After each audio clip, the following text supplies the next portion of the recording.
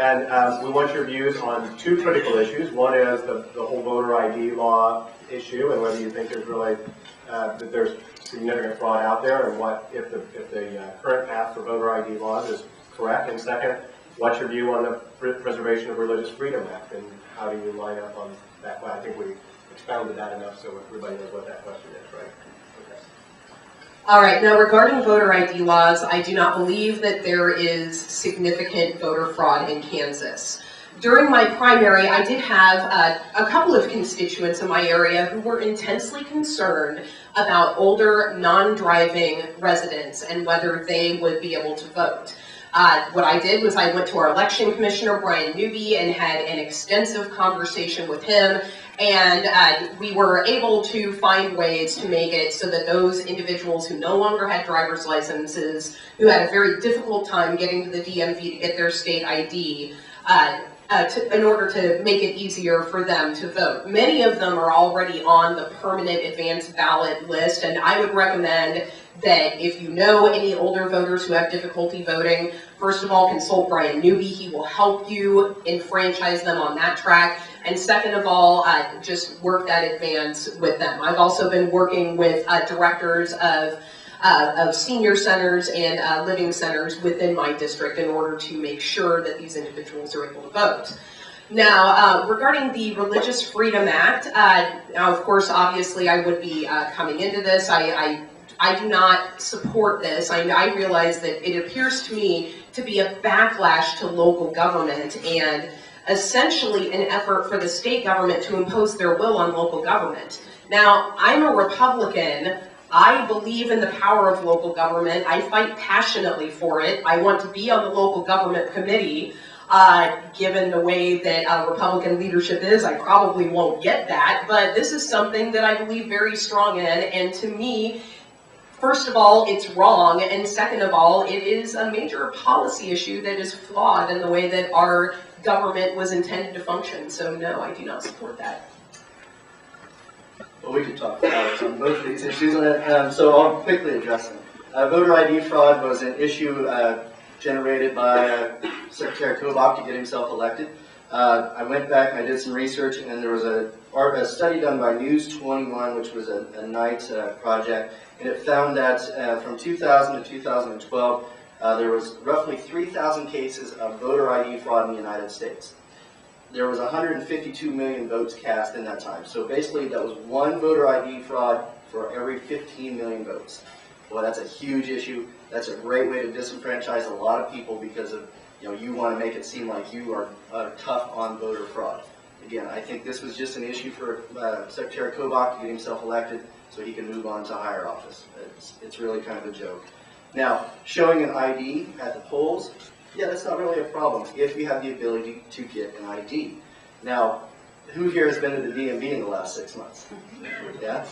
3 hours there? So you have these people, you have the elderly, you have the hourly workers that don't have the opportunity to spend 3 hours at the DMV to get a photo ID. You don't have a lot of Kansas residents, sorry to rephrase that, you have a lot of Kansas residents who live beyond 10 miles from the DMV and can't drive there to get those IDs. Yes, they are free, but you don't have an opportunity to get there. So I disagree with it. I think we should be trying to get more people to vote, not disenfranchising people. Got 30 seconds, so I want to touch on the other issue real quick. Religious freedom, I'm going to agree with Stephanie. I think it's a way for the state to sanction discrimination and take away local control. We as a state have what's called home rule. It allows cities and counties to make up rules that regulate certain industries. One of the most well-known one was the passage of the Sunday liquor sales a couple years back. So I think this is just a way for the state to, for conservative members of the Republican Party to legislate discrimination. Well, on the voter ID laws, I've heard a lot of people say that they know somebody that is having trouble getting a driver's license. For me, that person is my grandmother. She is in an assisted living home. She is wheelchair bound. She, needless to say, does not drive. And she's going to be applying for the permanent advanced voter status.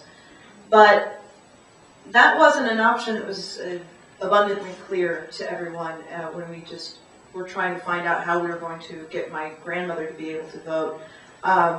It's not clear on how we can get, it's not clear to the voters how they can get the people that might not have licenses out there and voting. So if it's going to discourage people in any way, then it's dangerous to our electoral system.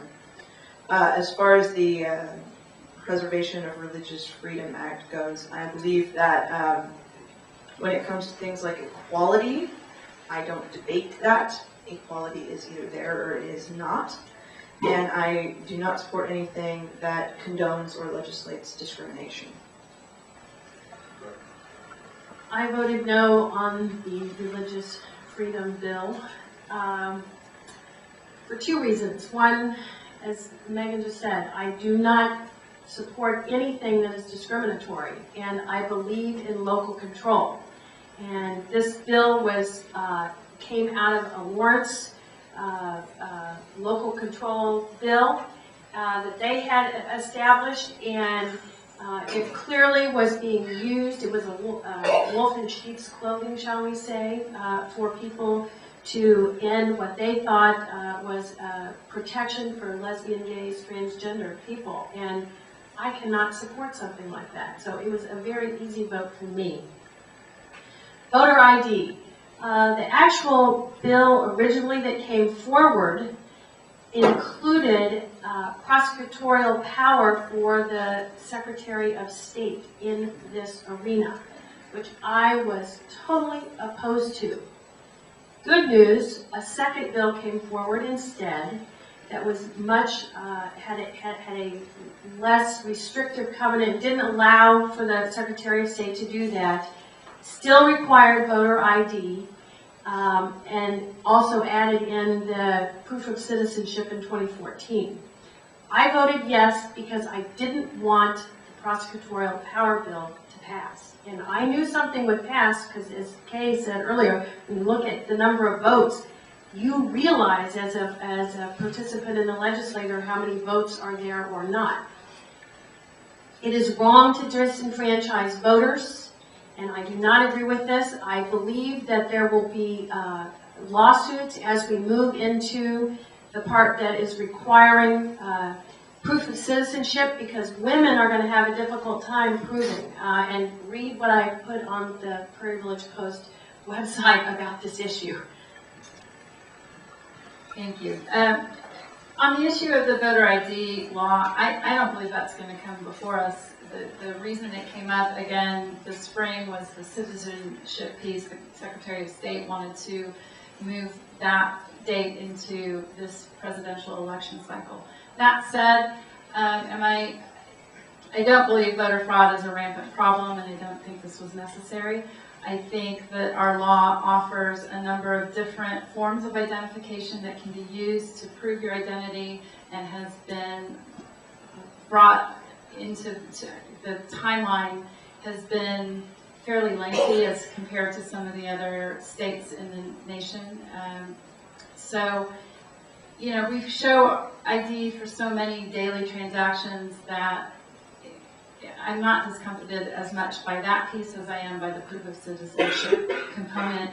And add to it the problems at the DMV. We were supposed to have a verification system available to allow this piece to, the citizenship piece, to move forward, a comparison of records with the DMV. The computer system was delayed already this year, and I just read this week that it will not be ready for the January 1 date as promised. So I think that's a gray area of concern. If we have a law that we can't effectively implement, we're in trouble.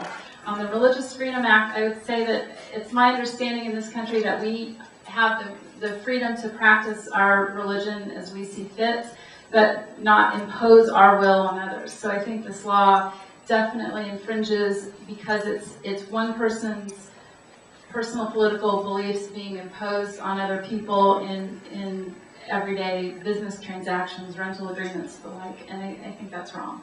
So I don't support. I almost envy maybe people in this room who don't know anybody that's been disenfranchised with this new voter ID legislation. Again, my cousin with cerebral palsy, she's 21.